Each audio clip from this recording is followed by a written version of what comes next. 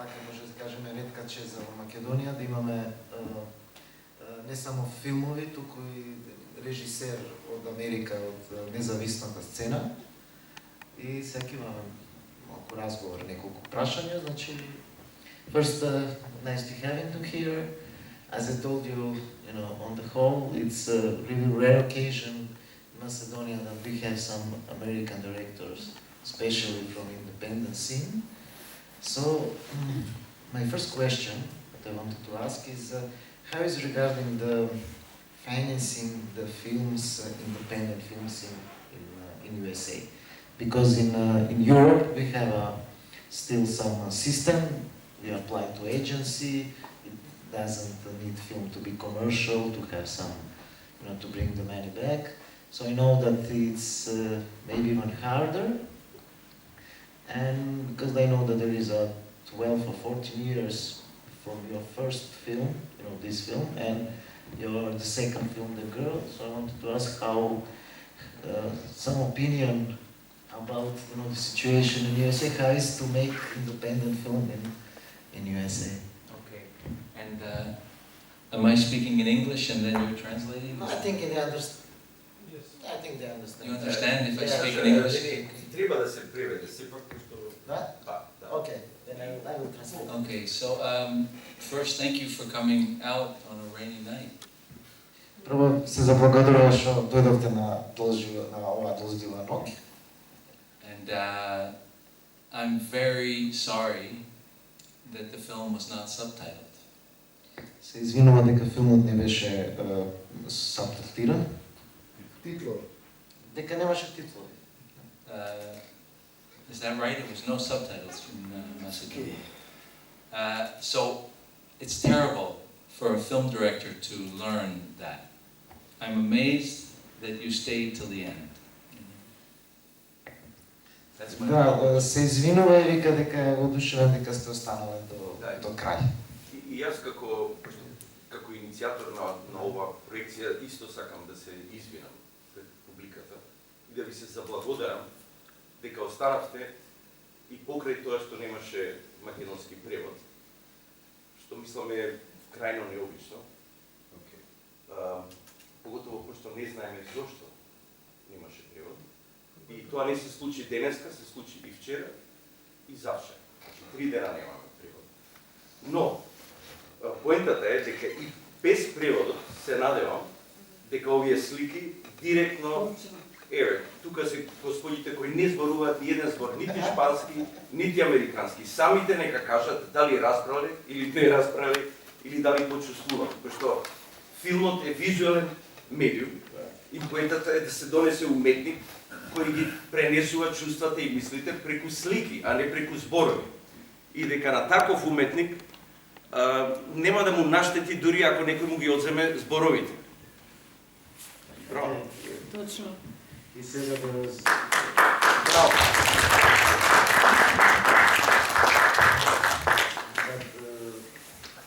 Some of the audience that even if they didn't know the Spanish, they understand the story and the film. So your question about money? About the producing independent films in the United States. There is no money for independent films. Zero. Today. But when I started making these films, there was no money for independent films. Нема пари за независни филмови во Америка. Нула. You have to fight for every dollar. Да се борите за секој долар. That's been my experience always. It is very, very hard to get financing for independent films because there is no state support. There is no support from the state. Да, бидејќи нема, како што кажав, нема поддршка од државата, многу е тешко да се продуцираат независни филмови. And I always say I am not an independent filmmaker. Секогаш веле дека не е независен.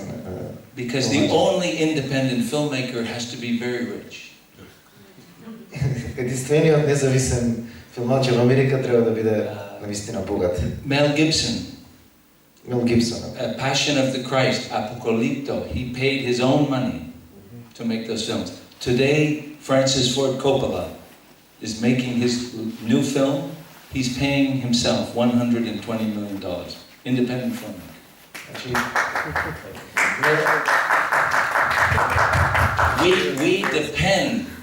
We depend on a community to make a film. We are dependent on a community.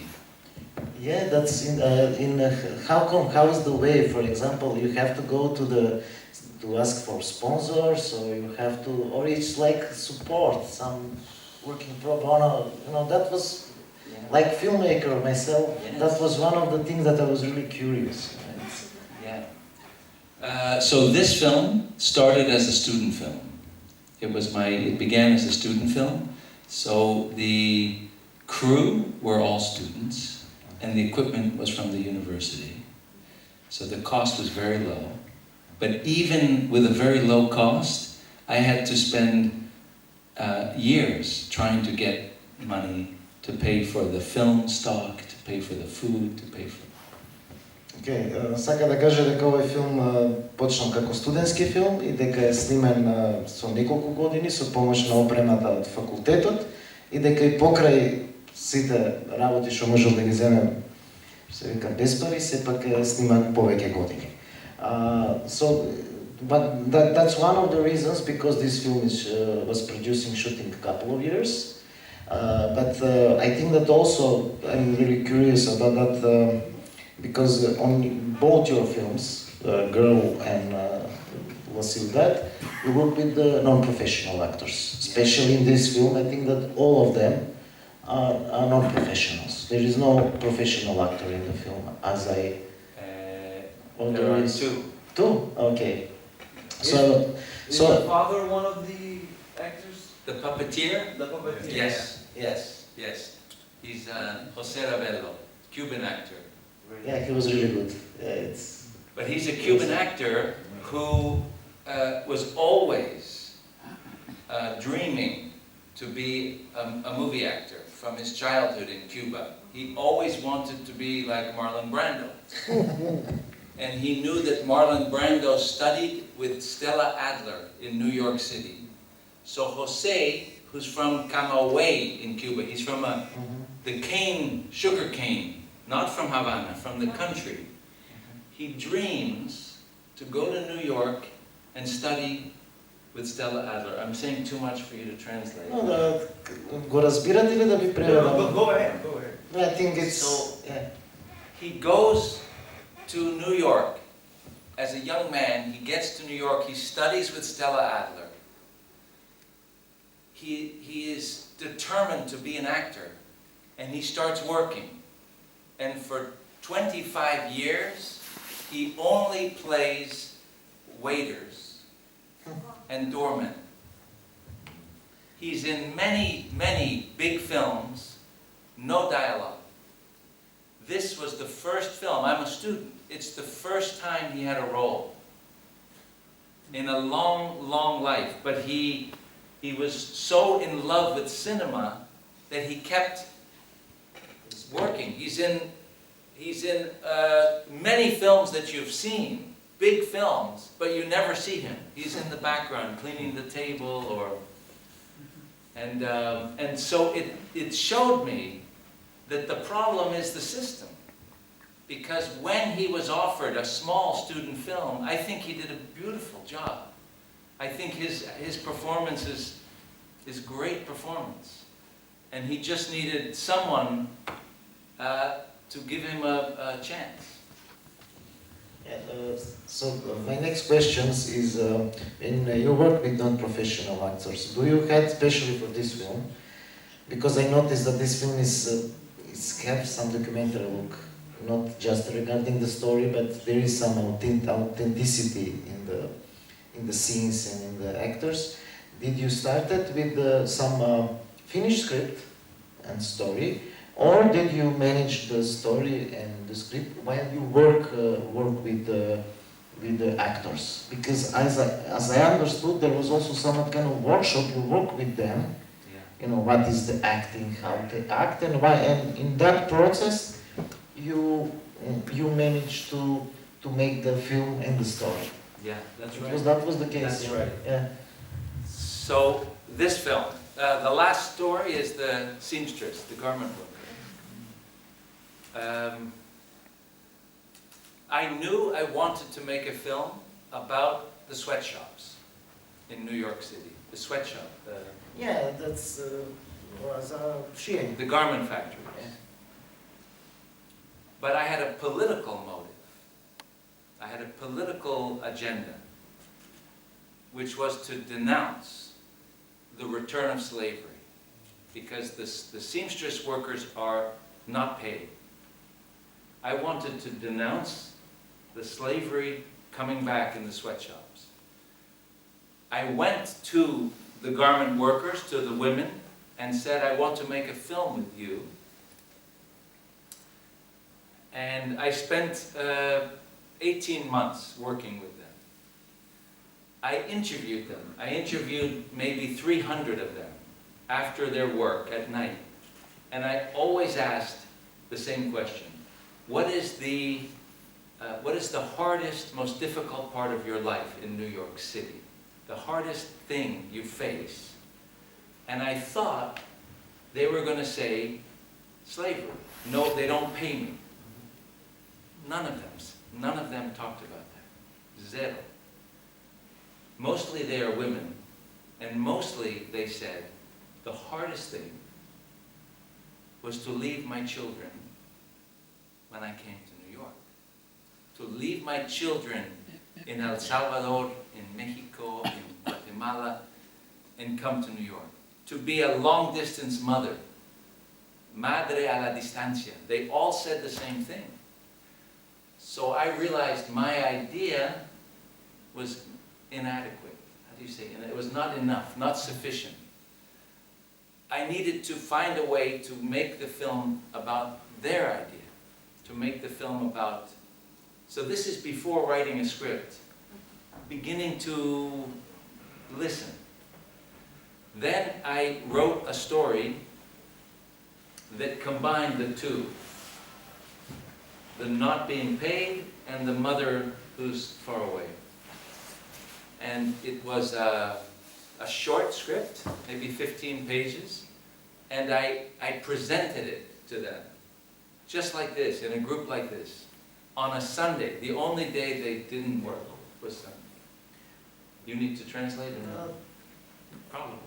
It's okay. Колку луѓе не разбираат, освен овако дамито, дека сум борецмен? Everyone understands? Understand everything? Okay.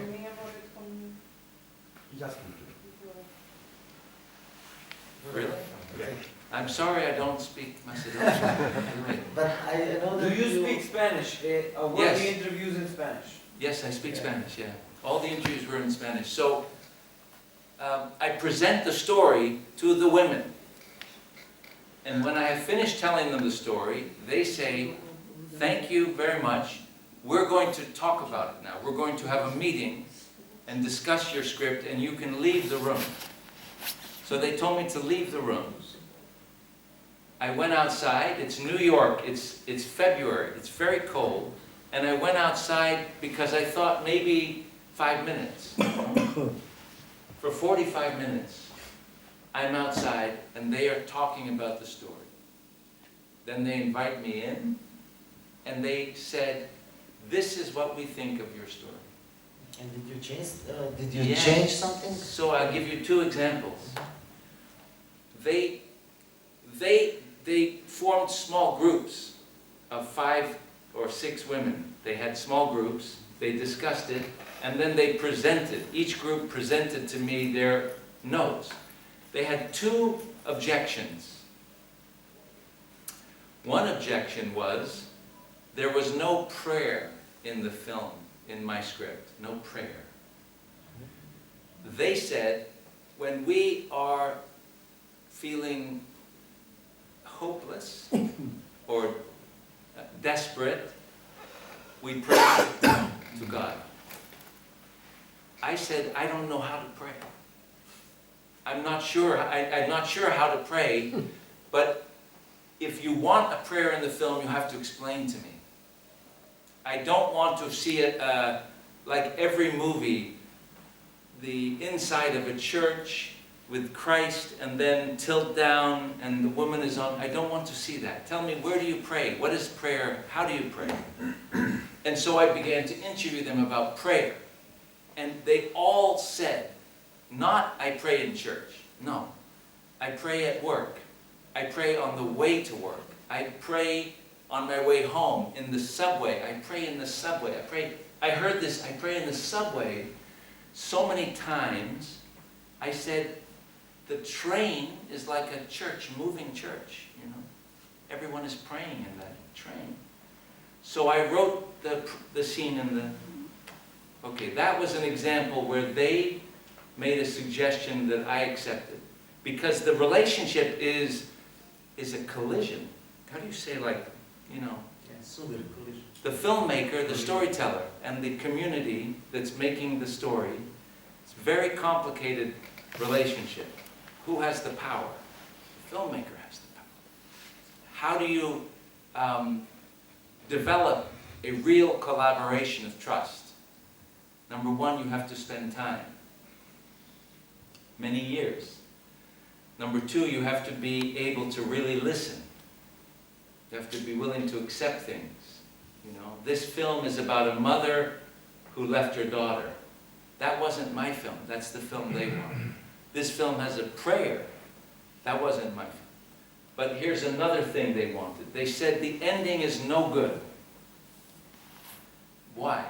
Because we want to see Anna get her money. We want to see her send the money. No, we want to see the daughter get the surgery. We want the daughter to get well and call the mom and tell her, I'm okay now. Do you understand? Yeah. Everyone wanted a happy ending. But their life is not a happy ending. So I said, why do you want to have a lie? Like every Hollywood film. This is your film. This is a chance to actually make the film reflect life, number one. But number two, what does it mean if Anna gets her $500 but no one else does? Is that really a happy ending? Is that a victory? For me, the victory is everyone stopping. Solidarity is the victory. So on that note, I pushed back. I said, and I got them to agree. So the script is early on, it's a kind of a collision, not a battle, but a very intense relationship. Actually, this reminds me of the documentary way of making films, like some kind of documentary style, when you always have some dialectic relationship with the subject that you want to tell story about. And the story about the seamstress, it reminded me about your film that it was yesterday. I don't know if anyone watched the film. The girl. The girl. Actually, it was mother-daughter relationship, also the immigrant story. So I have two questions. First one, I think that they asked you many times, but I think that the audience wanted to know. Both films have similar subjects of immigrants. Your background, it's not okay. I think you're born in Brussels, but you're not. No, you're not immigrant background. So there is sometimes something that you want to analyze. There is something that you are driving to the subjects. I think that you mentioned in one of the interviews that you want to tell what is to be American, because America is an immigrant country, and you want actually to tell that there are even more Americans that maybe some maybe you, I don't know, because they have still that dreaming of America. So I wanted to say, is that the case, and why you wanted to tell again the story about it's in South Texas, I think, the girl, and what's the difference between this film and that film, like 20 years, it's 12, I think, or 14 years difference. So what's changed, in your approach like a director, And did you learn something new about that subject of immigrants, or did you learn something on? Okay, I think it's another question. It's a great question. Okay, thank you. Bravo.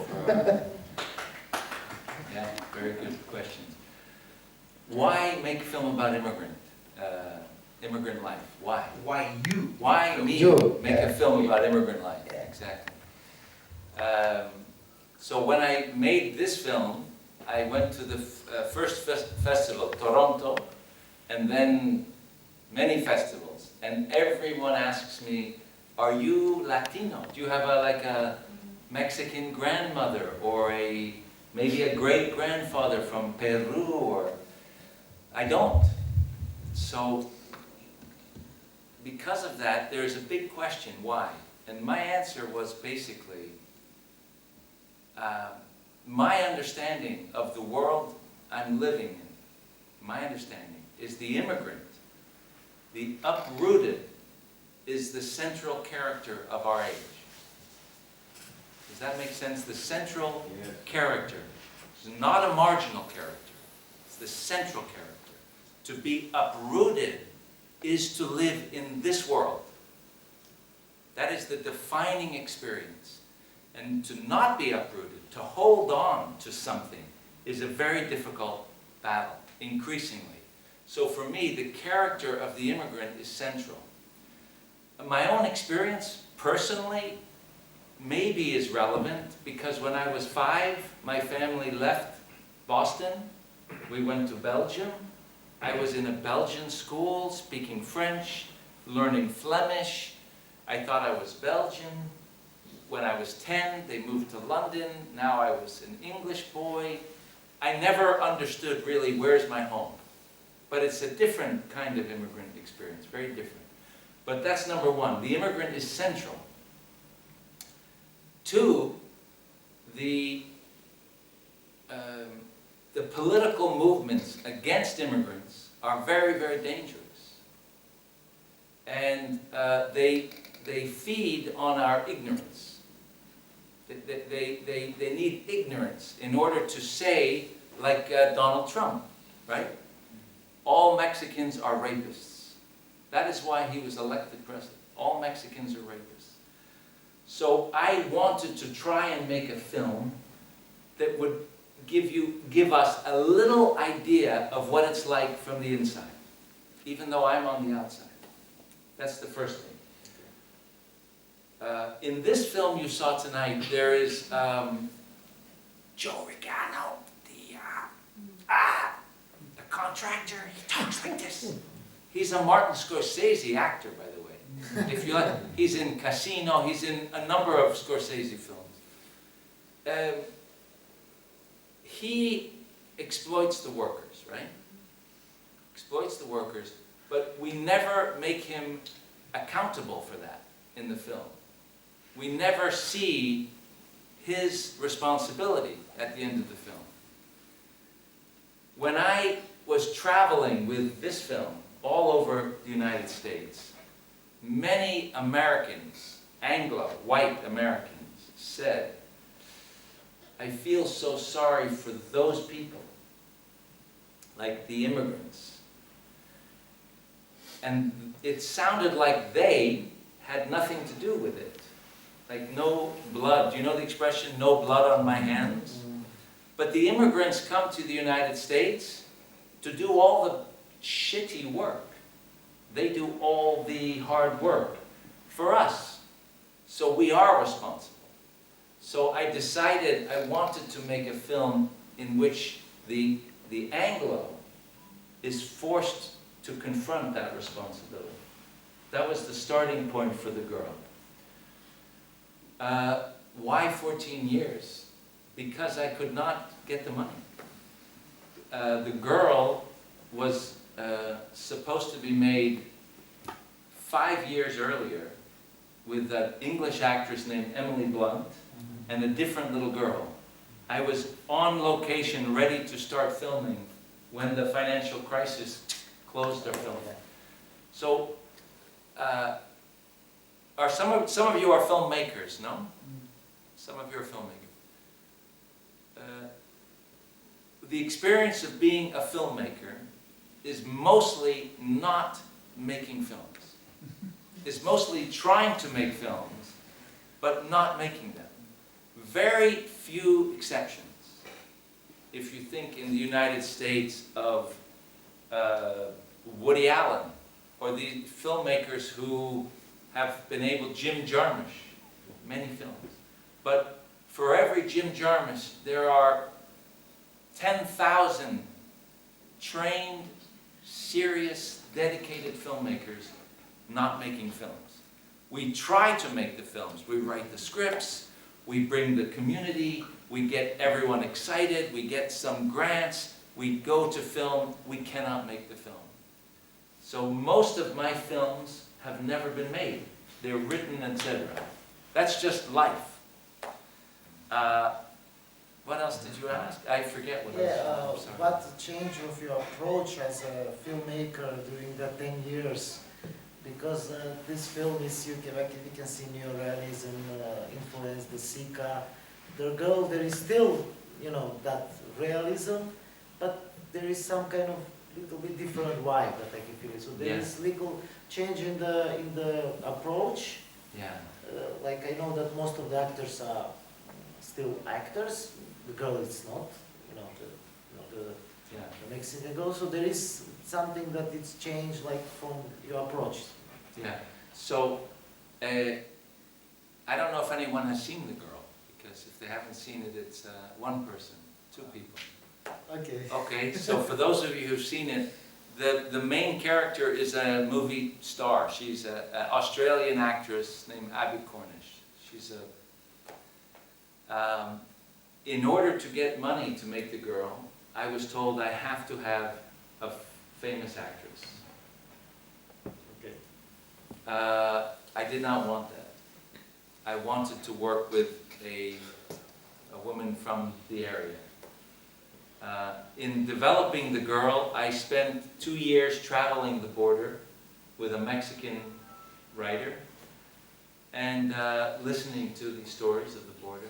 And I was looking for a character who could help me turn the mythos of the border upside down. What is the myth of the border? The myth of the border is that the North, or let's say Europe, is hope. The North, United States, Europe, is hope. The rest of the world, hopeless. That's the myth. Everyone wants to get to Skopje. I don't know Skopje. Everyone wants to get to New York. Everyone wants to get to Dallas, Texas. Everyone wants to get to London. Why? Because that's the hope. But what really is the hope in Europe and the United States? Really, what is the hope? We are the uprooted. Maybe not in Skopje, but in the United States, we are uprooted. We don't know who we are. We don't know where we come from. Well, we have my grandmother is from Lebanon, a grandfather from Ireland, another grandfather from Holland, but I don't know who I am. I don't know my roots. And because of our lives in the United States, we don't have any relationship to the land. We don't know. I come to Skopje twice with Mr. Panov, Mitko Panov, and I see there's still so many people who are connected to the land, whether they're farming or making the aivar, which I love. We have lost that in the United States. Nobody has a connection to the land. We cannot sustain. We are not a sustainable society. But the villages in Mexico are sustainable. They don't have money, but they have knowledge. So I wanted to say, what if hope was in the South? What if the myth is wrong? And so I constructed a story to have an American, Anglo, white woman cross the border south and discover something that she lacks. That was the premise. what is different in the neorealism? I needed a star. My star didn't speak Spanish. My star is Australian. She talks like that. She doesn't talk like she's from the place. So everything is a make-believe. Everything is an invention in her character. And then the film could not be ensured if I filmed in the real place, in the border, because of violence. The violence, the narco, you read about the narco battles, the gangs. Do you read about that here? Yeah. So I was told, you cannot film in the border, you cannot film in Mexico.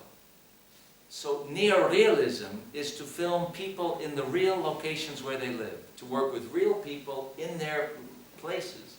Now I couldn't film on the border. I made the girl, the whole movie is filmed 3,000 kilometers from the border. So everybody was make-believe, except the little girl who's from there. We made the whole film in Oaxaca in the south, so everything was false. And I was trying to make it real, but I didn't have, but it was false. That's the difference. Not my desire is the same. I still, for me, the Sika is still the goal. Ladri di biciclette, Pontecorvos, La Battaglia d'Algeria, the beautiful La Terra Trema, the early films of Rossellini, or echoes of that in India, the films of Satyajit Ray, Milos Forman's film in the Czech. These for me are the high point of cinema, personally. Those are the films that inspired me. They're the films I want to make. I have not been able to. You see, it's just not for, I am like a militant. I work every night, every day, but it's very hard. Actually, you took a long time to prepare the films, not just production-wise, but you make a research about the subject, and that was my next question, because I know that usually there is one mainstream school in independent filmmaking and screenwriting, that you have to write something that you know, that have to be some personal story, everything. But actually, your films are for something that you don't know. You learned, your subjects and your stories in research. So can you tell us a little bit more about it, because it's... Yes, it's a very important question. Yeah. And more important today than when I started. Yeah. Write what you know. Is that familiar to you? Write what you know. So what do you know? What do you know? If you are a woman, do you know what it's like to be a man? Or if you're a man, can you possibly know what it's like to be a woman? If you're young, do you know what it's like to be old? Or if you're healthy, do you know what it's like to be sick? These are really important questions. And today, the international community of literature, of writers in literature, are divided. They're divided right now. On the one hand, there are people who are saying, I want to be free to write about any subject. Great writers who are insisting that their work is to understand other realities. That is the curiosity and the responsibility, is to ask and listen and try to understand other realities. Then there are another group that says, absolutely not. It is forbidden. If you are not Macedonian, you must never try to write a Macedonian character. That is colonialism. That is extractive. So there's these two very distinct groups. All my life, I'm in the first group. All my life, and I defend it today. The problem is not that you write just your own biography, but if you are going to write about someone that is different, you have to do the work. You have to listen. you have to make every effort to get inside. You have to look at your own experience critically. Do you see what I'm saying? For me, that's the responsibility. Not to say, don't write about anyone else. Literature will be dead. Storytelling will be dead. But there is many, I teach filmmaking. And I start by telling students the camera is a weapon. The camera, forgive me, that wasn't your, okay? Yeah, it's okay, it's great. The camera has done more destruction, more damage in history than it has done construction or positive work. That's my viewpoint. The camera has done more harm than good. What do I mean? When I'm growing up, I'm told in television and movies, boys are strong. Boys are smart. Boys make decisions. Boys don't cry. Girls are beautiful. Girls are patient. Girls take care of boys. That is very, very destructive for me as a boy, as a man.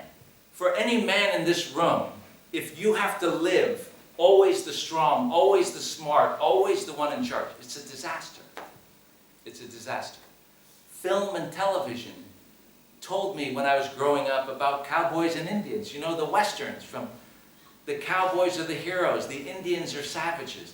My understanding of what it means to be white, to be African American, to be Latin American, everything was destroyed by film.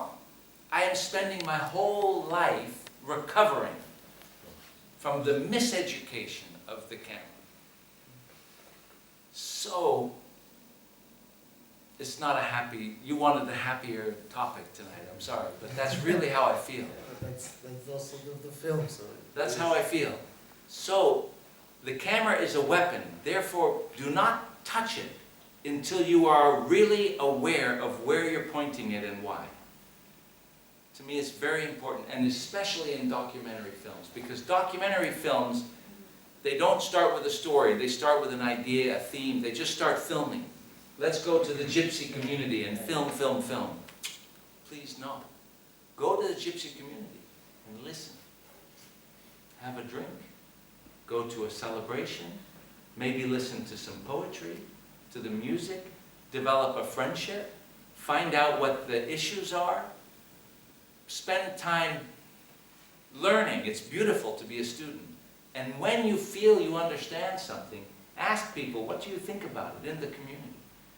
If they begin like, John Berger, the English writer, John Berger, really, for me, one of the greatest writers. He begins one of his books by, he's English, but he's moved to France. He's moved to a mountain village of farmers. And he's writing a novel about them. But he begins the novel with an introduction. He says, I am an outsider. Who am I to write about the insider? Who am I to write about these people? What do we have in common and what is different? And he says something very interesting. If I am an outsider, like coming to Skopje, I don't understand anything. Even a child, a little boy, a little girl, is an expert. They can teach me because I don't know anything. And also, because I'm an outsider, you will say things to me that you don't say to your own neighbors, because you don't need to talk about this to your neighbors. But to an outsider, you need to explain things. So being an outsider can also be a very constructive position. But you have to accept your ignorance. You have to not impose your ignorance. I guess what I'm saying is, write what you know, yes, but don't limit what you know to your biology or your small, inheritance, because that's very limiting. We would be denied the great literature if young Tolstoy could not write about the characters who are old men. What would That's my political or not my personal view. That's a good point. Do they have questions, or because it's going to get late and Yeah. I don't know if... Yeah, that's... Окей, Ја ќе прашам нешто, ќе кажам на македонски, па... ќе преведеме, добре. Саша. Дејвид спомна Джим Джармуш, Джон Касаветес, јас се што првите минути ги рајка во филмот и како што примив тој вајб, ме подсети о остварување на оние рани филмови на Джармуш, Дамбево, Stranger Than Paradise, Don't Need Nightmare. И ме интересира дали има и лично некој познанство со Джармуш, може би со Джон Касаветес, исто еден голем њујоршки режисер кој што работел на сличен начин. И дали има некои нови њујоршки режисери кои што го продолжуваат тој вајб, нешто да ни каже повише околу тоа. Two questions, which I wanted to ask. First was, you mentioned it, and he also noticed the influences from Jim Jarmusch, especially John Cassavetes. He just wanted to ask, do you know the Jarmusch? And the relationship about that influences. And the second question is, can you recommend to us some of the new, fresh New York film directors or American film directors that inspire you, that are contemporary in the moment? So the two questions actually. So I've never met Jim Jarmusch, no. But when I was a film student, I was very much enjoying his movies. And he was, I think, very fortunate man, because he was able to make his own movies for 25 years. I think now he's doing music, because he said, Jim Jarmusch says he's no longer making films, he's making music, because the film industry is finished. That's what he says. And Cassavetes, wow, I mean, his films still are so alive and fresh when I watch them now.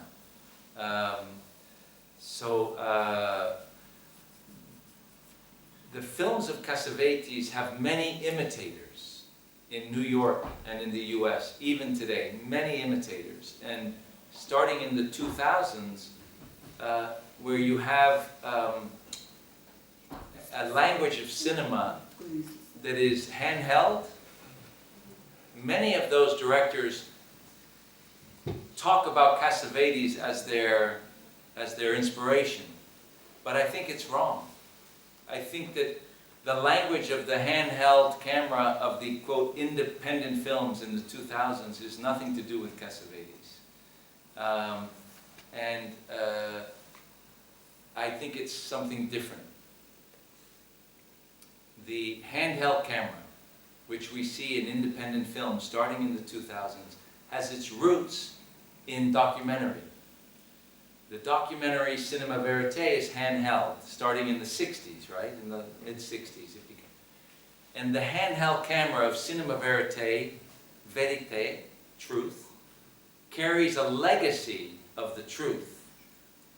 And so many fiction, dramatic filmmakers in the 2000s, they are deliberately moving the camera because they want to borrow the stylistic device of cinema verite to say this is true, but it's not true.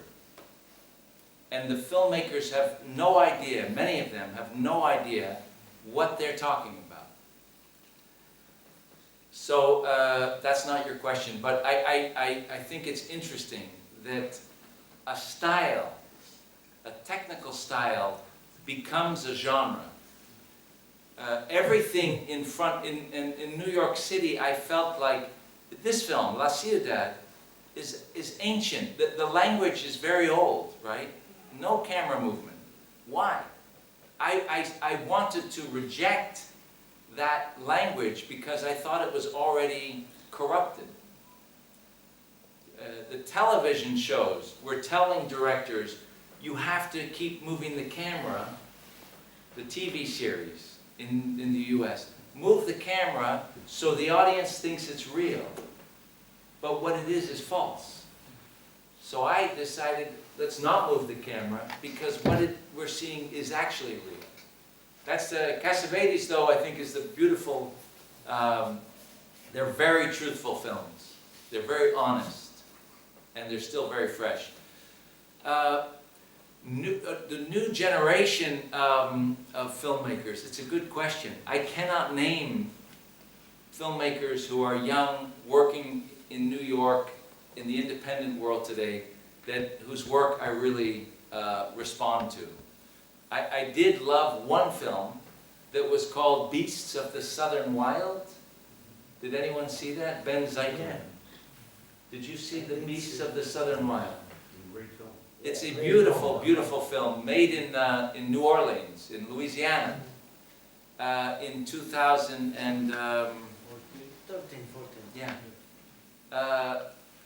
But no, I don't feel that many of the young directors are trying to work in television. In fact, the reality is that television is replacing the film business in the U.S. and in Europe. So it's becoming very difficult to do a dramatic film, because the system is now looking at drama as just exclusively for television. There's another problem. When I went to film school, in 1991. There were, in the United States, there were maybe 4 or 5 film schools. And maybe in any year there were 250 film students.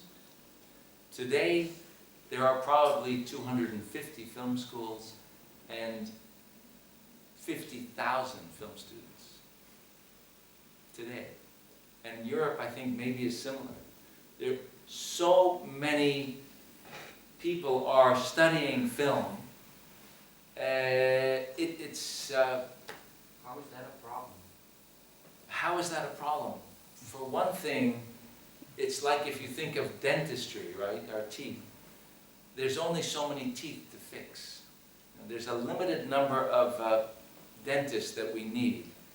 So if you have 50 extra dentists for every one that's working, you have a crisis. Nobody can actually work. So one problem is that for film students today in the United States, there is very little possibility of a career. That is a problem for me. Secondly, the possibility of a career is increasingly in just advertising and what we call like webisodes, selling things on the internet, and story as we think of filmmaking stories, is becoming very, very rare. So it's discouraging for me as a teacher. I'm finding it more and more difficult to believe that the students I'm teaching will have the chance to make their personal films. And what else? New generation. Well, I want to mention, one thing tonight, because I've never spoken in Skopje before. But when I was at NYU Film School in 1991, we arrived and we were told the first year there is no directing teacher. We have cinematography, we have sound, we have screenwriting, editing, no directing teacher. Why? There was a problem with the bureaucratic hire. We couldn't get a directing teacher. So I was very upset because I wanted to learn from a directing teacher. And I organized a protest of the students, a little rebellion, demanding a directing teacher. Does that make sense? Yeah. Activists. We will fight for a directing teacher. So the head of the NYU Film School was going out to get a sandwich in downtown Manhattan. And he went into a sandwich shop called Subway sandwiches. And he's ordering a sandwich. And the man who's making the sandwiches, who had kind of shaggy hair like this, making the sandwiches, the head of NYU Film looks at him and says, "Are you a filmmaker?" And this man is like, "Yes, I'm a filmmaker." He's a very thick accent. "I'm a filmmaker." What do you want on your sandwich? Some tomatoes? He says, "Did you just win the Palme d'Or at Cannes Festival?" And he said, "What do you want on your sandwich?" That man who was making the sandwich, he brought him from Subway, took him out of the sandwich shop, walked him in to our NYU and said, I have a directing teacher. And that directing teacher taught me the most important thing I ever learned, which is film grammar. And that directing teacher is here tonight, in this group. He was my teacher, and he's been my comrade and friend ever since. So that's Mr. Mitko Pano, who's here. I have to correct It's a you. true story. It's a fake news, because I was never working at Subway. I was working at Mama Joy's. And the dean of the school did not come into Mama Joy's, and actually not. It was a mythological story that that guy, the dean, then made up, because he was really an aspiring filmmaker as well, so he liked inventing different things. So he actually concocted the story in which he met me at a store. But it sounds really good, and why not? It's close.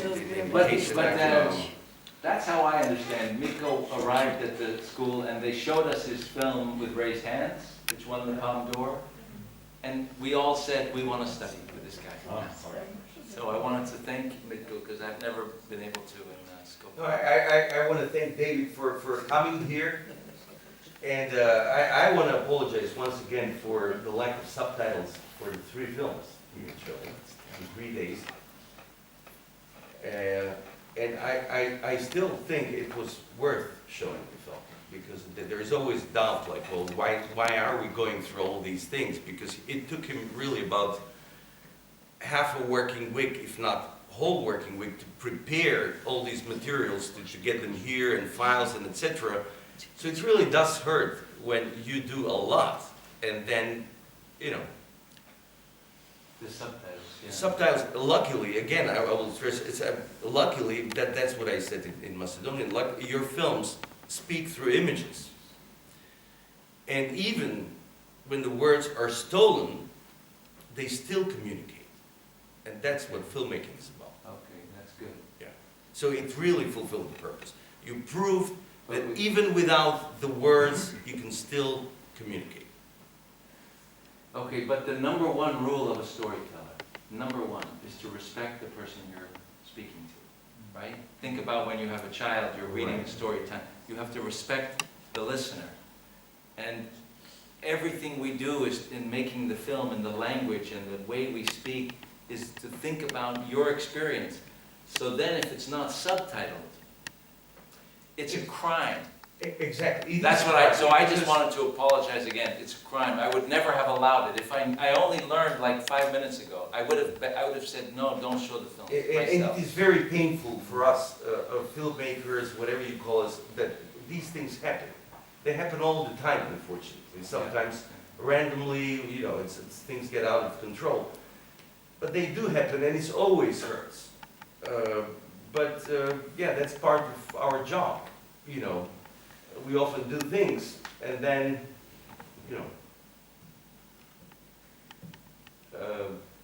But I really want to thank you for coming here. And again, I learned a lot from this man here, and that's his meticulousness and his approach to work. And his respect. I think respect is the key. If you have respect, you have everything. All of your problems will be shown. Any sign of disrespect is no for us. When someone does not respect you, that means end of our dealings. Respect is God. God is respect. As long as we respect one another, we can live together and we can communicate. So that's why I really appreciate your respectfulness toward the audience, because you prepare meticulously for a long time. You don't deliver fake news. Everything you say is right on and it's true. And it takes enormous amount of time and personal sacrifice and effort. We are aware it's not appreciated, but we are in that business that where we give without having. That's the contract we signed at the very beginning before applying to the school. And when you apply to the school, we say, are you sure you really want to do this. So, you know, you have to test students a lot before they enter into this world where very often there is a lack of respect, which hurts the most, and a lack of financing, it's easy. Once we respect, everything is good. But when respect lacks, we have a problem. But we'll fix it. Okay. Дали има некој друг прашање? Yes? Why did you decide to make a realist film instead of maybe a documentary at the city? Okay, thank you. That's a great question. Before making this film, I made 2 documentaries. And I felt like the documentaries could not go as deep as the neorealist films I had seen. But I didn't understand why. When I say go as deep, what do I mean? We think that documentary film is the most collaborative. But I actually think most of the time it's very uncollaborative. Why do I say that? Because when we make a documentary film, we usually don't know what the story is. We are, quote, discovering the story. So let's say I'm making a documentary in Skopje, and I come to interview you. And I ask, can I come in and watch you with your family cooking? And you say, okay, and I start to film everything. You don't know how your life and your story and your feelings are going to, what meaning they have in the film I'm making. Why? Because I don't know. I, the filmmaker, still don't know. Most documentaries, and I mean by that 95%, even today, are made in the editing room. So many documentary filmmakers have come to me to ask for help when they're editing their films because they can't find the story. They say, I have 1,000 hours of film. I have 400 hours of film, but it's not working. So we look at the footage and we try and find, here's a theme, here's a character, here's a motif. Let's maybe, and we construct something from that. What that means is the characters in the film have no possibility to collaborate really in the story. Now look at neorealism. I can come to you and say, I want to make a film about your life as a garment worker in the sweatshops in New York City, and you can help me to understand what's important. You can direct me. Do you see what I'm saying? In the neorealist film, you as an ordinary person whose life is going to be in the film, you can influence, you can direct me. Then if I cast you, you can actually control your performance. You can have control over so many aspects. The people in this film, in La Ciudad that you just saw, they were working with me for a year minimum, each of them. Some of them for longer than a year. And they really felt that the story and the texture was theirs. That the nuance, the subtleties was theirs. The tone was theirs. It's a very melancholic film. The immigrant workers who are in the film insisted on that. They find themselves dealing with, this is 25 years ago now. It's changed. It is different today. But a very solitary life, surviving in New York City. So why didn't I make a documentary? I had made 2 documentaries and I felt like they didn't go very deep. And this was an experiment based on having watched some of the great neorealist films, and I said, let me try and see if it works. And I think that it is a more, I don't mean to say this because it's mine, just I think it's more truthful. I've come to believe that fiction is more truthful than the documentary. Even though documentary seems to be the truth, Now, fiction can also be an untruth. Fiction can be fiction can be a lie as well. But if you really are interested in trying to reflect life with the truthfulness that is possible, I believe fiction allows you to have a closer and a more meaningful relationship with the subject than a typical documentary. In a way, fiction is an extension, embellishment of the documentary. Yes, in fact, that's true, because to make a neorealist film like this, you have to first sort of make the documentary. Exactly. You do all the work. All the work for a documentary is research for the film. Are you a filmmaker or? No, just Okay, some other question? Can I ask a question? Is everyone from Skopje? Are you all Skopje? Are you all Skopje people? No. No. Bitola. I'm from Bitola. Bitola? Bitola. Bitola. If someone is coming from another part of the world and says, like, can you tell me 3 words to describe Skopje? 3 words. What are some words you would use? I'm curious. Like, Skopje is... Collage. Is what? Collage. A collage. What else? Chaos. Oh, it's chaos, a collage, chaos, and one other. Okay, already collage and chaos sounds good to me. Plastic. Plastic. Oh, and plastic.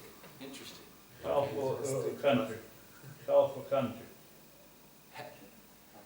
Half for country. Half of a country? Okay. Half Half of a country. Interesting. of this country. Oh, half of this country is Yeah, Skopje. half of the people live in Skopje. Oh, I see. Half of the people live in Skopje. Really? Uh-huh. And one last question. Your grandparents, are they from Skopje? Or are they mostly from Skopje? Mostly out of Skopje. Mostly out of Skopje, Skopje. but from villages. Yes. Yeah. So in 2 generations, everyone's Exactly. come. Yes. So you are uprooted already here. You are uprooted from your grandparents' generation. That's interesting, yeah. So that's something that can also, it can be common ground for us, because what do we do? Where's home? Exactly, and you know, one of the subjects that David has been consciously dealing with for about 30 years is, I know, it's the subject of uprootedness. But there is not only uprootedness can be understood, I guess, in many different ways. So I think what you mean by uprootedness is more like geographic, like there is a Mexican in New York or Macedonian in Tokyo, or etc., and that's uprootedness. But I think the real uprootedness, and the most profound and dangerous one, is a cultural uprootedness, where you no longer know who you are, what you belong to, and how to self-identify. A man is born, and a man dies. In between, he builds his identity. Me, I. So when you lose that cultural identity, then you're really uprooted. It's not enough to leave a town or a village. It's enough to leave everything else. Yes, yes.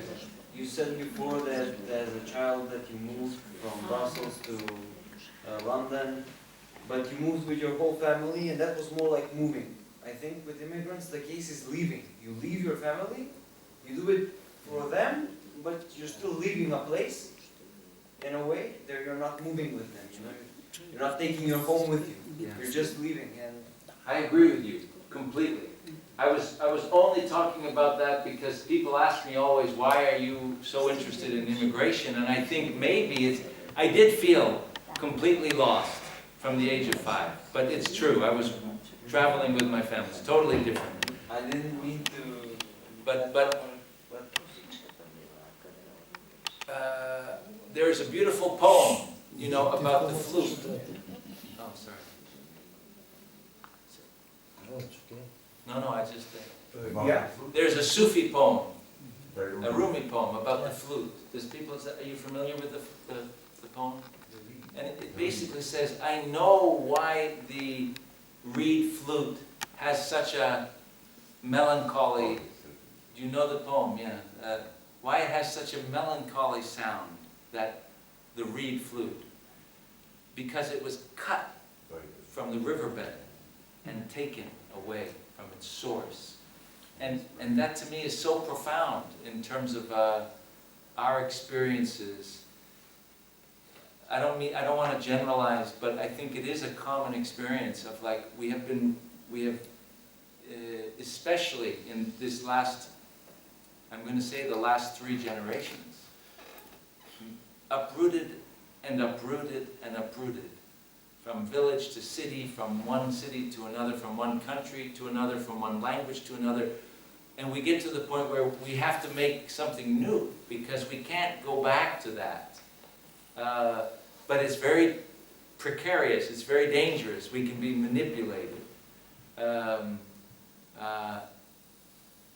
that's nothing to do with filmmaking, so I don't know what I'm talking about. What are you doing for the next story? Yeah, that What are was. you working on? What am I working on? I'm working on a documentary right now about the subject of Palestine, and I'm working with a Palestinian American, and we have spent 5 years writing the script for a documentary. We've written the script, and we just started filming 2 weeks ago in Lebanon. So it's a hybrid. It's a documentary, but it is written like a fiction film. And we are going to be filming most of the film in Palestine in this fall. So I'm working on that right now. I wrote as I said before, many projects, they don't get made.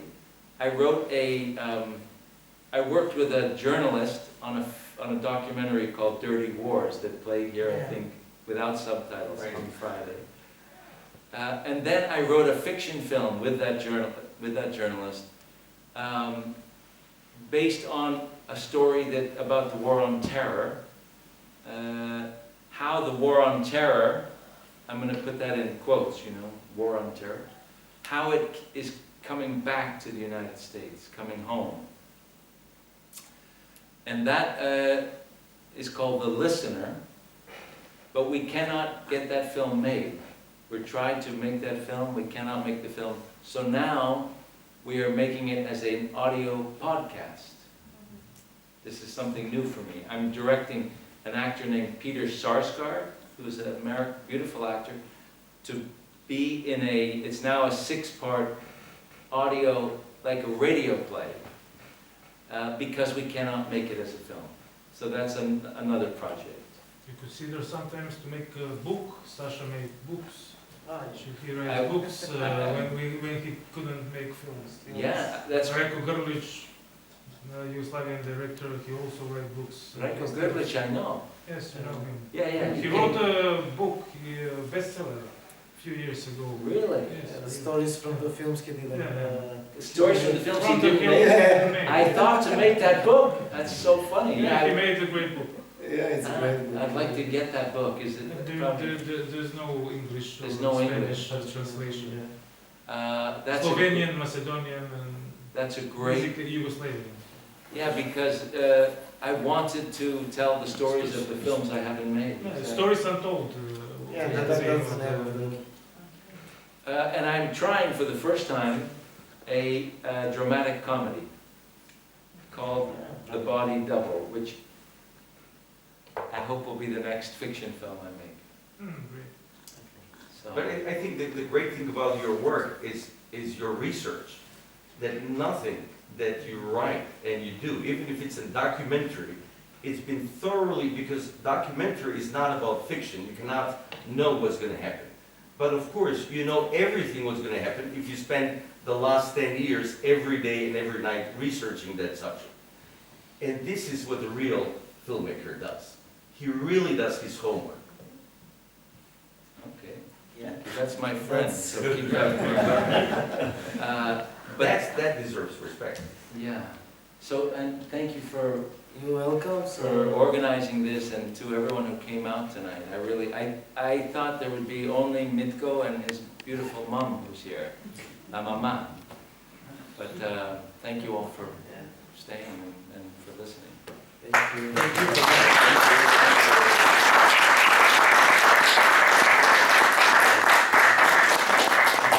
I'm sorry we didn't translate much. That sounds like they understood. The first no subtitles and then Thank you for coming. yeah. Oh, you're welcome. Are you filming? Sorry.